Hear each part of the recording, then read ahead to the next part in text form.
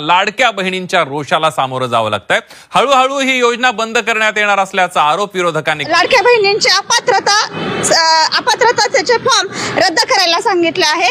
परंतु आम्ही स्लम एरियामध्ये काम करतो। आमच्या एरियामध्ये संयुक्त कुटुंब पद्धती आहे आणि एकाच घरामध्ये 3-4 महिला असल्यामुळे आम्ही कुणाचा फॉर्म रद्द करायचा। दोन्ही जावा आमचे लाभार्थीच असतात, सासू सून ही आमचे लाभार्थीच असतात आणि आमच्या आणि सासू सुनामध्ये आमच्या आणि जावामध्ये हे शासन भांडण लावण्याचा प्रयत्न करत आहे। आम्हाला अंगणवाडीमध्ये आमच्या एरियामध्ये आम्हाला 8 तास ड्युटी करायची आहे। जर आम्ही त्यांचे अपात्रचे जर केलो तर ह्या महिला आमच्या अंगावर येऊन आम्हाला मार खाण्याची वेळ येणार आहे।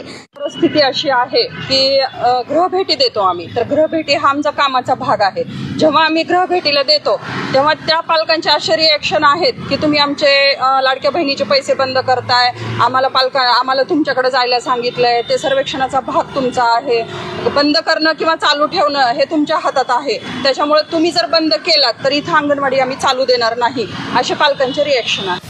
तर दुसरीकडे लाडकी बहीण योजनेत होणाऱ्या फेरपडताळणीवरून राष्ट्रवादी शरद पवार पक्षाने सरकारवर जोरदार टीकास्त्र डागलाय।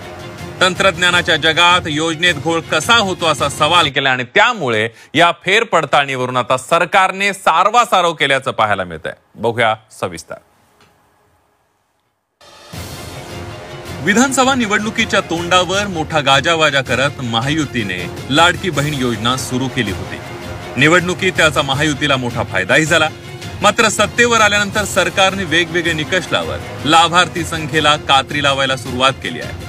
आता एका घरात एकच लाडकी बहीण योजनेची लाभार्थी असा निकष लावून फेरपडताळणीला सुरुवात करण्यात आली आहे। त्यामुळे लाडक्या बहिणींमध्ये प्रचंड रोष निर्माण झालाय। सामान्य लाभार्थ्यांमध्ये संताप आणि भीतीही निर्माण झाली आहे आणि त्यामुळे सरकारनं लगेच सारवासारव करायला सुरुवात केली आहे। फेरपडताळणीमुळे महिलांमध्ये संभ्रम निर्माण झाल्याची कबुलीच महिला आणि बाल विकास मंत्री आदिती तटकरे यांनी दिली आहे। तर ही फेरपडताळणी करताना कोणत्याही पात्र लाभार्थी महिलेवर अन्याय होणार नाही असं म्हणत आदिती तटकरे यांनी यावर सारवासारव केली आहे। प्रत्येक जिल्ह्यातला जो काही आम्हाला डेटा मिळालेला आहे तो आम्ही जिल्हाधिकाऱ्यांच्या माध्यमातून सुपूर्द केलेला आहे। तिथं स्क्रुटिनी होईल, त्याच्यामध्ये सुद्धा काही असे आहेत जे पात्र